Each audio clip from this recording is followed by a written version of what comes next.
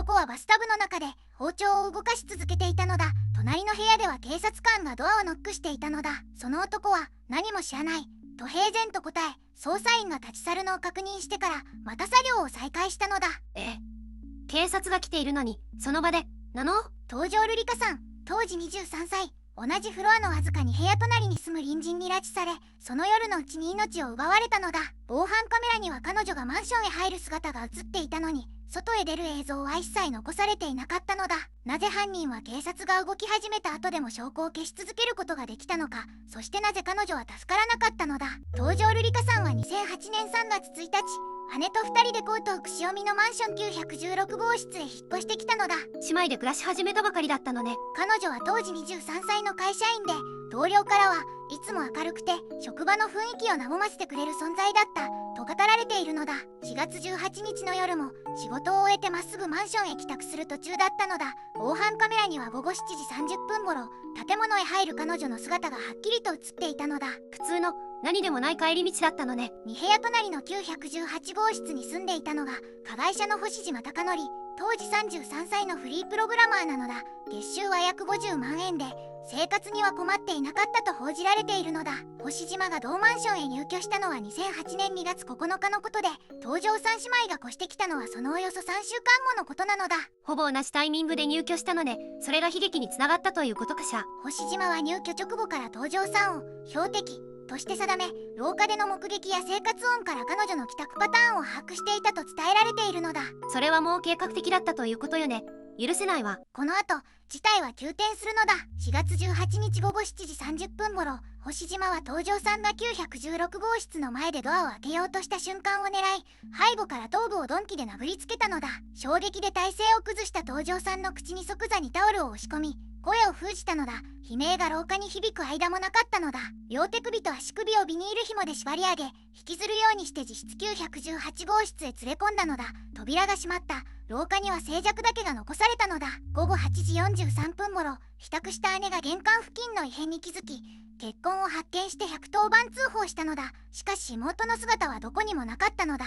姉が数分遅く帰っていたら、その血痕さえ気づかれなかったかもしれないのね。警察が動き出したその瞬間、わずかに部屋隣では東條さんがまだ生きていたのだ。午後10時40分頃、警官が星島の部屋のドアをノックしたのだ。星島は何も知りませんと落ち着いた声で答え、その場をやり過ごしたのだ。警官は目の前にいる状況でそんな対応ができるなんて信じられないわ。そして警官が立ち去った直後、午後11時頃、星島は東條さんを殺害したのだ。捜査の手が迫ったと判断し、証拠を消す決断をしたのだと報じられているのだ。新太郎はその後、風呂上で遺体を解体し始めたのだ。トイレに流せる部分は流し、流せない骨などの部分は冷蔵庫で保管したのだ。冷蔵庫にどこまで冷酷なのよ。人間にできることじゃないわ。翌4月19日、警察は全住人の家宅捜索を実施したのだ。しかし星島は捜索の場でも平静を装い、報道陣のインタビューにまで応じたのだと伝えられているのだ。カメラの前に出て捜索中に取材を受けていたの？自分が犯人なのにそこまで振る舞えるとは恐ろしいわ。5月1日までに遺体の処理は全て完了したとされているのだ。東條瑠璃香さんの痕跡を計画的に消し去ったのだ。逮捕後、星島は捜査に対してある程度の供述には応じたものの、犯行の詳細については淡々とした態度で語ったと伝えられているのだ。反省の色は薄いと受け取られたのだ。被害者の姉がどれほどの苦しみを抱えているか想像すらしていないのくしゃ。許せないわ。起訴罪名は住居侵入、殺人、死体損壊、死体遺棄、わいせつ目的役使に及んだのだ。検察は死刑を求刑したのだ。死刑を求刑されたのに判決は違ったのね。2009年2月18日、東京地裁は無期懲役を言い渡したのだ。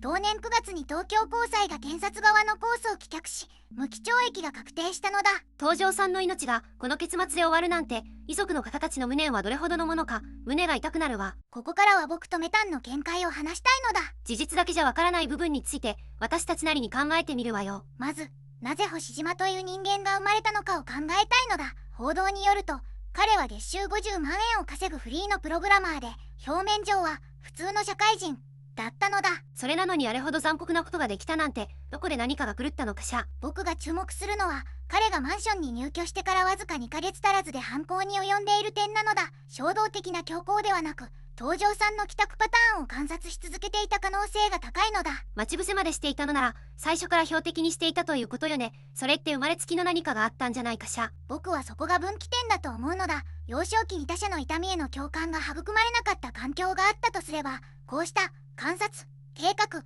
実行という冷徹な構造が形成されやすいのだ。もし家庭の中で感情を受け止めてもらえない経験が積み重なっていたとしたら、その時点で介入できていたら結果は違ったのかしら。それがいわゆる異不可説なのだが、僕には断言しきれない部分もあるのだ。なぜなら彼は社会的機能を保ちながら月収50万円を得るだけの能力を持っていたからなのだ。つまり完全に社会から切り離された人間ではなかったということよね。それがかえって恐ろしいわ。反社会性パーソナリティやサイコパシー傾向を持つ人間は表面上は適応的に見えることが多いとされているのだ。星島の行動、特に警察のノックに何も知らないと冷静に答えた点はその傾向を強く示唆しているのだ。被害者を部屋に拉致した直後に平然と警官と話せるなんて、感情の回路が根本的に違うとしか思えないわ。問題はそれが生まれつきなのか環境によって形成されたのかなのだ。現時点で公開されている情報だけでは断定できないのだが、僕はやっぱり両方が絡み合った結果だと思うのだ。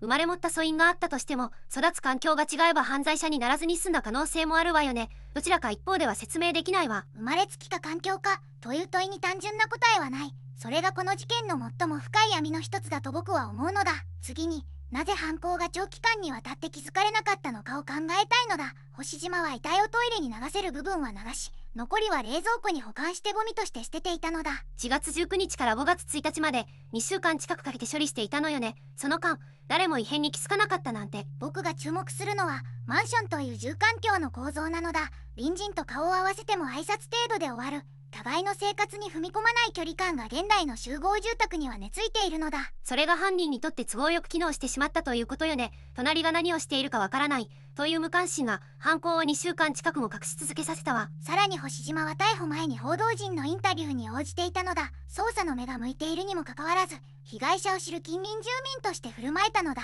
その大胆さが逆に疑いを遠ざけてしまったということかしら。恐ろしい話で。そこに社会構造の盲点があると僕は思うのだ。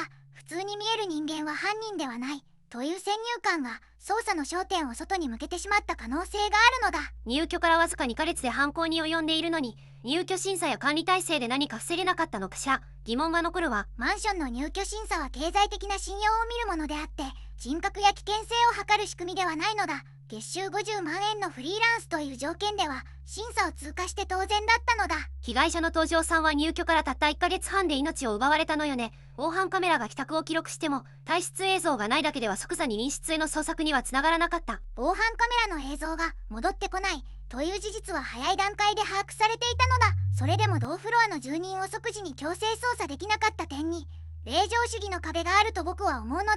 証拠が揃わなければ踏み込めないという法の壁が皮肉にも証拠隠滅の時間を与えてしまったということよね。僕はやっぱりこの事件で最も問われるべきは異変を察知した段階で隣室に踏み込める仕組みを社会が持っていなかったことだと思うのだ。防犯カメラの映像と消えた被害者、その2点が揃った時点で介入できる制度設計が必要だったのだ。私も同じ思いよ。法の手続きを守ることは大切だけれど、その隙間で命が消えていく現実をこの事件は突きつけているわ。制度と人命のどちらを優先するかという問いは今もまだ答えが出ていないのよね。というわけで今回は2008年に東京都江東区で起きた星島貴則による拉致殺害事件を解説したのだ。どうだったメタン？